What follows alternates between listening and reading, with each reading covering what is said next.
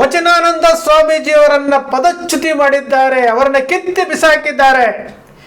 ಇದೇ ವಚನಾನಂದ ಸ್ವಾಮೀಜಿಯವರು ಫ್ರೀಡಂ ಪಾರ್ಕ್ನಲ್ಲಿ ಧರ್ಮ ಸಂರಕ್ಷಣಾ ಸಭೆಯಲ್ಲಿ ನಿಂತ್ಕೊಂಡು ಮಾತನಾಡಿದ್ದೇನು, ಸೌಜನ್ಯ ಹೋರಾಟಗಾರರನ್ನ ಗುರಿಯಾಗಿಸಿಕೊಂಡಿದ್ದೇನು, ಸಮೀರ್ ವಿಡಿಯೋ ಬಂದ ತಕ್ಷಣ ಇವರು ಹಿಂದೂ ಮುಸ್ಲಿಂ ಅಂತ ಹೇಳಿದ್ದೇನು, ಇದೇ ಕಾರ್ಯಕ್ರಮದಲ್ಲಿ ಚಕ್ರವರ್ತಿ ಸುಲಿಬೆಲೆ ಮಿಸ್ಟರ್ ಕಿರಿಕೀರ್ತಿ ಪತ್ರಕರ್ತ ಕೇಸರಿ ಟವಲ್ ಹಾಕೊಂಡಿದ್ದೇನು, ವಸಂತ್ ಗಿಳಿಯಾರ್ ಬಂದಿದ್ದೇನು, ಮಾತನಾಡಿದ್ದೇನು. ಜೊತೆಗೆ ವಚನಾನಂದ ಸ್ವಾಮೀಜಿಯವರು ಮಾತನಾಡಿ ಹಿಂದೂ ಧರ್ಮದ ಹೆಣ್ಣು ಮಗಳಿಗೆ ಅನ್ಯಾಯ ಆಗಿದೆ, ಹಿಂದೂ ಧರ್ಮದ ಅಸಂಖ್ಯಾತ ಹೆಣಗಳು ಹೂತು ಹಾಕಿದ್ದಾರೆ, ಅಸ್ಥಿ ಪಂಜರಗಳು ಸಿಕ್ಕಿದವೆ, ಇದಕ್ಕೆ ನ್ಯಾಯ ಒದಗಿಸಬೇಕಾದಂಥ ವಚನಾನಂದ ಸ್ವಾಮೀಜಿಯವರು ಅಲ್ಲಿ ಮಾಡಿದ್ದಾದರೂ ಏನು. ಮುಂದುವರೆದು ಅವರು ದೆಹಲಿಗೆ ಹೋಗ್ತಾರೆ, ಗೃಹ ಸಚಿವರನ್ನ ಭೇಟಿ ಮಾಡ್ತಾರೆ, ಕೇಸರಿಯನ್ನ ತೊಟ್ಟು ಅವ್ರು ಹೇಳ್ತಾರೆ ಈ ಚಿನ್ನಯ್ಯನ ಪ್ರಕರಣವನ್ನು NI ತನಿಖೆಗೆ ಒಳಪಡಿಸಿ ಇಡಿ ತನಿಖೆ ಮಾಡಿಸಿ ಯೂಟ್ಯೂಬರ್ಸ್ಗೆ ಹಣ ಬರ್ತಾ ಇದೆ ಅಂತೇಳಿ ಮನವಿಯನ್ನ ಕೊಡ್ತಾರೆ, ದೂರನ್ನ ಕೊಡ್ತಾರೆ ಗೃಹ ಸಚಿವರಿಗೆ, ಕೇಂದ್ರ ಸಚಿವರಿಗೆ. 1 ವರ್ಷ ಆಗಿಲ್ಲ. ಈ 1 ವರ್ಷದಲ್ಲಿ ವಚನಾನಂದ ಸ್ವಾಮೀಜಿಯವರು ಪದಚ್ಯುತಿಯಾಗಿದ್ದಾರೆ, ಕಿತ್ತು ಬಿಸಾಕಿದ್ದಾರೆ. ಇದನ್ನೇ ನಾವು ಹೇಳ್ತಾ ಇರ್ಬೋದು. ಆ ಶಕ್ತಿ ಒಂದು ಏನಕ್ಕೆ ಕೆಲಸ ಮಾಡ್ತಾ ಇದೆ ಅಂತಂದ್ರೆ, ಪ್ರತಿಯೊಬ್ಬರನ್ನ ನೀವು ನೋಡ್ಕೊಳ್ತಾ ಬನ್ನಿ, ಪ್ರತಿಯೊಬ್ಬರನ್ನ ನೋಡ್ಕೊಳ್ತಾ ಬನ್ನಿ. ರಾಕೇಶ್ ಶೆಟ್ರು ಏನೇನು ಮಾಡಿದ್ರು ಪವರ್ ಟಿವಿನಲ್ಲಿ, ರಾಕೇಶ್ ಶೆಟ್ರು ಜೈಲಿಗೆ ಹೋಗಿ ಬಂದರು. ಚಂದನ್ ಶರ್ಮಾ ಇವತ್ತು ಯಾವುದೇ ಚಾನಲಲ್ಲಿ ಕೆಲಸ ಇಲ್ಲದೆ ಅಲ್ದಾಡ್ತಾ ಇದ್ದಾರೆ. ಕಿರಿಕೀರ್ತಿಯವರು ಇವತ್ತು ಮಾನಸಿಕವಾಗಿ ನೊಂದು ವಿಡಿಯೋ ಮಾಡಿಕೊಂಡು ಏನು ಅಲ್ಲೋಲ ಕಲ್ಲೋಲವಾಗಿರೋ ಥರ ಮಾತನಾಡ್ತಾ ಇದ್ದಾರೆ. ವಸಂತ್ ಗಿಳಿಯಾರು ಯಾವುದೂ ವಿಚಾರ ಇಲ್ಲದ ತ್ರಿಶಂಕು ಸ್ಥಿತಿಯಲ್ಲಿದ್ದಾರೆ. ರಿಪಬ್ಲಿಕ್ ಕನ್ನಡದ ಶೋಭಾ ಮಳವಳ್ಳಿಯವರು ಏನು ಸಂಪಾದಕರಾಗಿದ್ದರು, ಸಂಪಾದಕ ಸ್ಥಾನದಿಂದಲೇ ಹೊರಗಡೆ ಬಂದಿದ್ದಾರೆ. ಜಯಪ್ರಕಾಶ್ ಶೆಟ್ಟರು ಸಹ ಅಲ್ಲಿಂದ ಹೊರಗಡೆ ಬಂದು ಒಂದು ಯೂಟ್ಯೂಬ್ ಚಾನಲ್ಗೆ ಮುಖ್ಯಸ್ಥರಾಗಿ ಹೋಗ್ತಾ ಇದ್ದಾರೆ. ಇವೆಲ್ಲವೂ ಸಹ ಕಣ್ಣು ಮುಂದೆ ಇರುವಂಥದ್ದು. ಯಾರ್ಯಾರು ಸೌಜನ್ಯ ವಿರುದ್ಧ ಮಾತನಾಡಿದ್ರು, ಯಾರ್ಯಾರು ಚಿನ್ನಯ್ಯನ ಪ್ರಕರಣ ವಿರುದ್ಧ ಮಾತನಾಡಿದ್ರು, ಯಾರ್ಯಾರು ಸೌಜನ್ಯ ಹೋರಾಟಗಾರರನ್ನ ಗುರಿಯಾಗಿಸ್ಕೊಂಡಿದ್ರು, ಇವರು ಎಲ್ಲರ ಕತೆ ಇವತ್ತು ಮೂರಾ ಬಟ್ಟೆ ಆಗ್ತಾ ಇದೆ. ಇದೇ ಸತ್ಯ, ಇದೇ ವಾಸ್ತವ ಸತ್ಯ. ಸತ್ಯಮೇವ ಜಯತೆ. ಒಬ್ಬೊಬ್ಬರನ್ನೇ ನೋಡ್ಕೊತಾ ಬನ್ನಿ. ಯಾರು ಅತ್ಯಾಚಾರಿಗಳನ್ನು ರಕ್ಷಣೆ ಮಾಡ್ತಾ ಇದ್ದಾರೋ ಅವರೆಲ್ಲರೂ ಸಹ ಮಾನಸಿಕವಾಗಿ ಅಸ್ವಸ್ಥರಾಗೋಗಿದ್ದಾರೆ, ಮಾನಸಿಕವಾಗಿ ಅಸ್ವಸ್ಥರಾಗಿದ್ದಾರೆ. ವಿಷಕನ್ಯೆಯರನ್ನ ಮುಂದೆ ಬಿಡ್ತಾ ಇದ್ದಾರೆ, ಗೂಢಾಚಾರರನ್ನ ಮುಂದೆ ಬಿಡ್ತಾ ಇದ್ದಾರೆ, ಹೋರಾಟಗಾರರ ದಾರಿ ತಪ್ಪಿಸ್ಲಿಕ್ಕೆ ಪ್ರಯತ್ನ ಮಾಡ್ತಾ ಇದ್ದಾರೆ, ಹೋರಾಟಗಾರರ ಧ್ವನಿ ಅಡಗಿಸ್ಲಿಕ್ಕೆ ಪ್ರಯತ್ನ ಮಾಡ್ತಾ ಇದ್ದಾರೆ. ಎಲ್ಲದರ ನಡುವೆ ಇವತ್ತು ಸತ್ಯ ಗೆಲ್ಲುತ್ತಾ ಇದೆ, ಇವರ ಮುಖವಾಡಗಳು ಬಯಲಾಗ್ತಾ ಇದೆ ಅಂತಂದ್ರೆ ಇದು ಒಂದು ಶಕ್ತಿ ಹಿಂದೆ ನಿಂತು ಮಾಡಿಸ್ತಾ ಇರುವಂಥದ್ದು. ಸ್ನೇಹಿತರೆ, ಕಲಿಗಾಲದಲ್ಲಿ ಸತ್ಯವು ಇನ್ನೂ ಉಳಿದಿದೆ. ಇನ್ನೂ ಒಂದು 5%, 6%, 7% ಉಳಿದಿದೆ ಅಂತಂದ್ರೆ ಈ ಪ್ರಕರಣಗಳು ಏನು ಹೊರಗಡೆ ಬರ್ತಾ ಇದೆಯಲ್ಲ, ಅನ್ಯಾಯ, ಅನೀತಿ, ಅಧರ್ಮ, ಈ ಎಲ್ಲವೂ ಹೆಚ್ಚಾಗಿದೆ. ದೇವರ ಹೆಸರುಗಳ ಮೇಲೆ ಹಣ ಮಾಡ್ತಾ ಇರುವಂಥವ್ರು, ದೇವರ ಹೆಸರುಗಳನ್ನ ಇಟ್ಕೊಂಡು ಏನೋ ದಂಧೆ ಮಾಡ್ತಾ ಇರುವಂಥವ್ರು, ದೇವರ ಹೆಸರುಗಳಲ್ಲಿ ಫೈನಾನ್ಷಿಯರ್ಗಳಾಗಿ ಕೆಲಸ ಮಾಡ್ತಾ ಇರುವಂಥದ್ದು, ದೇವರ ಫೋಟೋಗಳನ್ನ ಇಟ್ಕೊಂಡು ಭಾವನಾತ್ಮಕವಾಗಿ ಅವರನ್ನ ಎದುರಿಸಿ ಸಾಲ ಕೊಡೋದು, ಸಾಲ ತಗೊಳ್ಳೋದು ಮಾಡ್ತಾ ಇರುವಂಥದ್ದು, ದೇವರನ್ನೇ ಬಳಸ್ಕೊಳ್ತಾ ಇರುವಂಥವರು, ಧರ್ಮವನ್ನೇ ಬಳಸ್ಕೊಳ್ತಾ ಇರುವಂಥವರು ಇವತ್ತು ಕಾವಿದಾರಿಯಾಗಿರುವಂಥ ವಚನಾನಂದ ಸ್ವಾಮೀಜಿಯವರು ತಮ್ಮ ಪಾಡಿಗೆ ತಾವು ಶ್ವಾಸಗುರು ಆಗಿ ಯೋಗ ಕಲಿಸ್ಕೊಟ್ಟು ಒಂದು ಪಂಚಮಸಾಲಿ ಪೀಠದ ಒಬ್ಬ ಜಗದ್ಗುರುಗಳಾಗಿ ಆ ಸಮುದಾಯದ ವಿಚಾರಗಳನ್ನು ಜನರಿಗೆ ತಿಳಿಸುವಂತಹ ಕೆಲಸ ಮಾಡೋದನ್ನು ಬಿಟ್ಟು ಇವರು ಹಿಂದೂ ಧರ್ಮ ಅಂದರು, ಇವರು ಸೌಜನ್ಯ ಹೋರಾಟಗಾರರನ್ನ ಗುರಿಯಾಗಿಸ್ಕೊಂಡ್ರು, ದೆಹಲಿಗೆ ಹೋಗಿ ಬಂದರು. ಇದರಿಂದ ಆಗಿದ್ದಂತಹ ಲಾಭ ಏನ್ರಿ? NI ತನಿಖೆ ಆಯ್ತೇನ್ರಿ? ಇಡಿ ತನಿಖೆ ಆಯ್ತಾ? ವಚನಾನಂದ ಸ್ವಾಮೀಜಿ ನಿಮ್ಮ ಜೊತೆಯಲ್ಲಿ ರಾಜಶೇಖರಾನಂದ ಸ್ವಾಮೀಜಿ ಅಂತೆ, ವಜ್ರದೇಹಿ ಮಠದ ಸ್ವಾಮೀಜಿ ಅಂತೆ, ಅವರೂ ಬಂದಿದ್ರು, ಮತ್ತಷ್ಟು ಜನನೂ ಬಂದಿದ್ರು. ಇವರೆಲ್ಲರೂ ಸಹ ಅಮಿತ್ ಶಾ ಅವ್ರನ್ನ ಭೇಟಿ ಮಾಡಿ 1 ವರ್ಷ ಆಯ್ತಲ್ಲ, ಯಾಕೆ NI ತನಿಖೆ ಆಗಲಿಲ್ಲ? ಯಾಕೆ ಇಡಿ ತನಿಖೆ ಆಗಿಲ್ಲ? ಯೂಟ್ಯೂಬರ್ಸ್ಗೆ ಎಲ್ಲಿಂದ ಹಣ ಬಂತು ಅಂತ ಯಾಕೆ ಇವತ್ತರೆಗೂ ಹೊರಗಡೆ ಬರಲಿಲ್ಲ? ಹಾಗಾದರೆ ನೀವು ಕಾವಿ ಹಾಕ್ಕೊಂಡು ಜನರ ದಾರಿ ತಪ್ಪಿಸಿದ್ರಲ್ವಾ, ಜನರ ದಾರಿ ತಪ್ಪಿಸಿ ಸುಳ್ಳುಗಳನ್ನು ಹೇಳಿದ್ರಲ್ವಾ.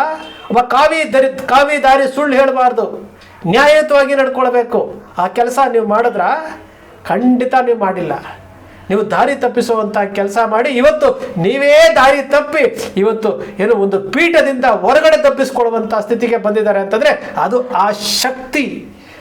ನಿಮ್ಮನ್ನು ಅಲ್ಲೇ ಬಹುಮಾನ ಅಂತ ಯಾಕೆ ಕೇಳಿದೆ ಅಂತಂದರೆ 1 ವರ್ಷ ಆಗಿಲ್ಲ ರೀ, 1 ವರ್ಷ ಆಗಿಲ್ಲ. ಹಿಂದೂ ಧರ್ಮ ಅಂತೀರಿ, ಲಿಂಗಾಯತ ಧರ್ಮ ಅಂತೀರಿ, ಯಾವುದು ಕನ್ಫ್ಯೂಷನಲ್ಲಿದ್ದೀರಿ ನೋಡಿ. ಕಣ್ಣು ಮುಂದೆ ಇದೆ ಎಲ್ಲ ವಿಚಾರಗಳು, ಎಲ್ಲ ಸತ್ಯಗಳು ಕಣ್ಣು ಮುಂದೆ ಇದೆ.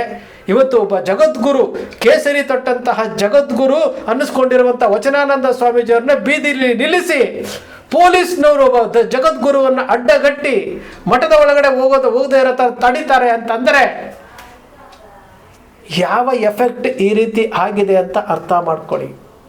ವಚನಾನಂದ ಸ್ವಾಮೀಜಿಗಳೇ 1 ವರ್ಷ ಆಗಿಲ್ಲ, ಇವತ್ತು ನಿಮ್ಮ ಮಠದ ಎದುರುಗಡೆ ಪೊಲೀಸ್ನವರು ತಡೀತಾರೆ, ನೀವು ಪ್ರತಿಭಟನೆ ಮಾಡ್ತೀರಿ ಅಂತಂದರೆ ಆವತ್ತು ಆ ಹೆಣ್ಣು ಮಕ್ಕಳ ಪರವಾಗಿ ಆ ಚಿನ್ನಯ್ಯ ಊತ ಹಾಕಿದ್ದಂಥ ಆ ಅಸ್ಥಿ ಪಂಜರಗಳಿಗೆ ನ್ಯಾಯಕ್ಕೋಸ್ಕರವಾಗಿ ಹೋರಾಟ ಮಾಡ್ತಾ ಇರೋ ವಿರುದ್ಧ ನೀವು ಮಾತಾಡಿದ್ರಲ್ಲ, ಇವತ್ತು ಅಲ್ಲೇ ಬಹುಮಾನ. ನಾನು ಪದೇ ಹೇಳ್ತಾ ಇದ್ದೇನೆ, ಇದು ಯಾವುದು ಸೃಷ್ಟಿ ಮಾಡ್ತಾ ಇಲ್ಲ, ಎಲ್ಲರಿಗೂ ಗೊತ್ತಾಗ್ತಾ ಇರುವಂತಹ ವಿಚಾರ. ಯಾರೂ ಸಹ ಈ ವಿಚಾರವನ್ನು ಹಿಡ್ಕೊಂಡು ಮುಂದೆ ದಡ ಮುಟ್ಟಿಲ್ಲ. ಆದರೆ ಈ ಹೋರಾಟಗಾರರು ಹಂತವಾಗಿ ಮುನ್ನೆಲೆಗೆ ಬರ್ತಾ ಇದ್ದಾರೆ, ಗುರಿಯನ್ನು ಮುಟ್ತಾ ಇದ್ದಾರೆ, ಸತ್ಯವನ್ನು ಗೆಲ್ಲಿಸೋದಕ್ಕೆ ಏನೇನು ಬೇಕು ಎಲ್ಲವನ್ನೂ ಮಾಡ್ತಾ ಇದ್ದಾರೆ. ಸ್ನೇಹಿತರೆ, ನಾವು ಅರ್ಥ ಮಾಡ್ಕೊಳ್ಬೇಕಾಗಿರುವಂಥದ್ದು ಈ ಪವಿತ್ರವಾದಂತಹ ಭರತ ಭೂಮಿನಲ್ಲಿ ಸತ್ಯ ಉಳಿಬೇಕು, ನ್ಯಾಯ ಉಳಿಬೇಕು. ಸತ್ಯ, ನ್ಯಾಯ, ನೀತಿ ಉಳಿಬೇಕು ಅಂತಂದರೆ ಪ್ರಾಮಾಣಿಕ ಹಿಂದೂಗಳು, ಪ್ರಾಮಾಣಿಕ ಭಾರತೀಯರು, ಪ್ರಾಮಾಣಿಕ ಪತ್ರಕರ್ತರು ಇವತ್ತು ವಸ್ತುನಿಷ್ಠವಾದಂತಹ ಸುದ್ದಿಗಳನ್ನು ಪ್ರಸಾರ ಮಾಡಬೇಕು. ಯಾವನೋ ಶ್ರೀಮಂತ ಹಣ ಕೊಡ್ತಾನೆ, ಅವನು ಹಾಕುವಂತಹ ಹಣಕ್ಕೆ ಬಾಯಿ ತೆಕ್ಕೊಂಡು ಅವನು ಹೇಳುವಂಥದ್ದಕ್ಕೆ ಜೈಕಾರ ಹಾಕ್ಕೊಂಡು ಸತ್ಯವನ್ನು ಮುಚ್ಚಿಟ್ಟು ನೀವು ಜೀವನ ಮಾಡ್ತಾ ಇದ್ದೀರಿ ಅಂತಂದರೆ ನಿಮ್ಮನ್ನು ನೀವು ಕೊಂದುಕೊಂಡು ಜೀವನ ಮಾಡ್ತಾ ಇದ್ದೀರಿ. ಹೊರತು ನೀವು ನ್ಯಾಯ ಒದಗಿಸ್ತಾ ಇಲ್ಲ.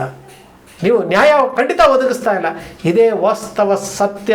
ನಿಮ್ಮ ಅಕ್ಷರ ಮೀಡಿಯಾ ಯಾವತ್ತಿಗೂ ಸಹ ದಾರಿ ತಪ್ಪುವಂಥ ಕೆಲಸ ಯಾವತ್ತೂ ಮಾಡೋದಿಲ್ಲ. ನ್ಯಾಯ, ನೀತಿ, ಧರ್ಮದ ಪರವಾಗಿ ನಿಂತ್ಕೊಳ್ಳುತ್ತೆ. ವಚನಾನಂದ ಸ್ವಾಮೀಜಿಗಳವರ ಕತೆ ಇವತ್ತು ಆ ಮಠದ ಭಕ್ತ ಪ್ರೆಸ್ ಮೀಟ್ ಮಾಡಿ ಹೇಳ್ತಾರೆ, ವಚನಾನಂದ ಸ್ವಾಮೀಜಿಗೆ ಕಾರ್ ಕೊಟ್ಟಿದ್ದು ನಾನು, ಒಂದು ಇನ್ಶೂರೆನ್ಸ್ ಕಟ್ಟಲಿಕ್ಕೆ ಇವ್ರ ಕೈಲಿ 20,000 ರೂಪಾಯಿ ಇನ್ಶೂರೆನ್ಸ್ ಕಟ್ಟಲಿಕ್ಕೆ ಇವ್ರ ಕೈಲಿ ಆಗಲಿಲ್ಲ ಅಂತ ಹೇಳ್ತಾರೆ. ಅಂತಂದರೆ ವಚನಾನಂದಪುರಿ ಸ್ವಾಮೀಜಿಯವರ ಕತೆ ಯಾವ ಹಂತಕ್ಕೆ ಬಂದಿದೆ? ಇದೇ ಶಾಪ, ಇದೇ ನೊಂದವರ ಶಾಪ ಏನಿದೆಯಲ್ಲ, ಕಂಟಿನ್ಯೂಸ್ ಆಗಿ ನೋಡ್ತಾ ಬನ್ನಿ. ಕಂಟಿನ್ಯೂಸ್ ಆಗಿ ರಾಕೇಶ್ ಶೆಟ್ರು ಒಂದೊಂದು ಆಟ ಆಡಿದ್ರನ್ರಿ ಸ್ಟುಡಿಯೋದಲ್ಲಿ ಕೂತ್ಕೊಂಡು. ಇದೇ ರಾಕೇಶ್ ಶೆಟ್ರು ಏನೇನು ಮಾತಾಡಿದ್ರು, ಏನೇನು ಮಾಡಿದ್ರು, ಮೈಕ್ ಹಿಡ್ಕೊಂಡು ಕೇಸರಿ ಹಾಕ್ಕೊಂಡು, ಒಬ್ಬ ಪತ್ರಕರ್ತ ಕೇಸರಿ ಹಾಕ್ಕೊಂಡು ನಿಂತ್ಕೊಂಡು ಧರ್ಮ ಸಂರಕ್ಷಣಾ ಸಭೆ ಮಾಡ್ತೀನಿ ಅಂತ ಹೊರಟಂತಹ ರಾಕೇಶ್ ಶೆಟ್ರು, ಕ್ಷಮಿಸು ಸೌಜನ್ಯ ಮಾಡ್ತೀನಿ ಅಂತ ಚಂದನ್ ಶರ್ಮಾ, ರಾಕೇಶ್ ಶೆಟ್ರು, ಇವತ್ತು ಇಬ್ಬರ ಕತೆ ಏನಾಗಿದೆ? ಇಬ್ಬರ ಕತೆ ಕಣ್ಣು ಮುಂದೆ ಇದೆಯಲ್ಲ. ಕಿರಿಕೀರ್ತಿ ಕತೆ ಏನಾಗಿದೆ? ಕಣ್ಣು ಮುಂದೆ ಇದೆಯಲ್ಲ. ಶೋಭಾ ಮಳವಳ್ಳಿಯವರು ಚಿನ್ನಯ್ಯನ ವಿಚಾರವನ್ನು ದಾರಿ ತಪ್ಪಿಸೋದಕ್ಕೆ ಏನೇನು ಮಾಡಿದ್ರು, ಚಿಕ್ಕ ಕೆಂಪಮ್ಮನವ್ರ ದಾರಿ ತಪ್ಪಿಸೋದಕ್ಕೆ ಏನೇನು ಮಾಡಿದ್ರು. ಇವತ್ತು ಶೋಭಾ ಮಳವಳ್ಳಿಯವರಿಗೆ ಯಾವುದೇ ಸ್ಥಾನ ಇಲ್ಲ. ಸುವರ್ಣದಲ್ಲಿದ್ದಂಥವರು ಅಜಿತ್ ಹನುಮಕ್ಕನವರು ಇವತ್ತು ಸುವರ್ಣ ವಾಹಿನಿಯಲ್ಲಿ ಸಂಬಳ ಕೊಡೋಕ್ಕೆ ದುಡ್ಡಿಲ್ಲ. TRP ಕುಸಿತಾ ಇದೆ, TRP ರೇಟಿಂಗ್ ಇಲ್ಲ, ಬಚಾವ್ ಆಗ್ತಾ ಇದ್ದಾರೆ. ಇವರು ಸಂಬಳ ಕೊಡೋಕ್ಕಿಲ್ಲ, 10% ಸಂಬಳ ಇಲ್ಲ ಅಂತ ಹೇಳ್ತಾ ಇದ್ದಾರಂತೆ ಸುದ್ದಿಗಳ ಮೂಲಗಳ ಪ್ರಕಾರ. ಅಜಿತ್ ಹನುಮಕ್ಕನವ್ರು ಸಾಧನೆ ಮಾಡಿದ್ದಾದ್ರೆ ಏನ್ರಿ? ಒಬ್ಬರಿಂದ ಒಬ್ಬರಿಗೆ ನೋಡ್ಕೊಳ್ತಾ ಬರ್ತಾ ಇದ್ರೆ ಈ ಶಾಪ ಯಾರು ಈ ದನಿಯನ್ನು ಅಡಗಿಸ್ಲಿಕ್ಕೆ ಪ್ರಾರಂಭ ಮಾಡಿದ್ರೋ, ಯಾರು ಈ ರೀತಿ ದಾರಿ ತಿರುಚೋದಕ್ಕೆ ಪ್ರಾರಂಭ ಮಾಡಿದ್ರೋ, ಇವರೆಲ್ಲರೂ ಒಂದಲ್ಲ ಒಂದು ರೀತಿಯಲ್ಲಿ ಸಮಸ್ಯೆಗಳಿಗೆ ಬೀಳ್ತಾ ಇರುವುದಂತೂ ಸತ್ಯ. ಸ್ನೇಹಿತರೆ, ನಿಮ್ಮ ಅಕ್ಷರ ಮೀಡಿಯಾ ಸೃಷ್ಟಿ ಮಾಡೋದಿಲ್ಲ, ಕಲ್ಪನೆ ಮಾಡೋದಿಲ್ಲ, ವಾಸ್ತವದ ವಿಚಾರವನ್ನು ವಿಶ್ಲೇಷಣೆ ಮಾಡುತ್ತೆ. ಅಕ್ಷರ ಮೀಡಿಯಾದ ವಿಶ್ಲೇಷಣೆ ನಿಮ್ಗೆ ಇಷ್ಟ ಆಯಿತು ಅಂದರೆ, ಸಬ್ಸ್ಕ್ರೈಬ್ ಆಗಲಿಲ್ಲ ಅಂದರೆ ಸಬ್ಸ್ಕ್ರೈಬ್ ಮಾಡ್ಕೊಳ್ಳಿ, ಪಕ್ಕದಲ್ಲಿ ಕಾಣುವಂಥ ಬೆಲ್ ಐಕಾನ್ ಪ್ರೆಸ್ ಮಾಡಿ, ಶೇರ್ ಮಾಡಿ, ಪ್ರೋತ್ಸಾಹ ನೀಡಿ.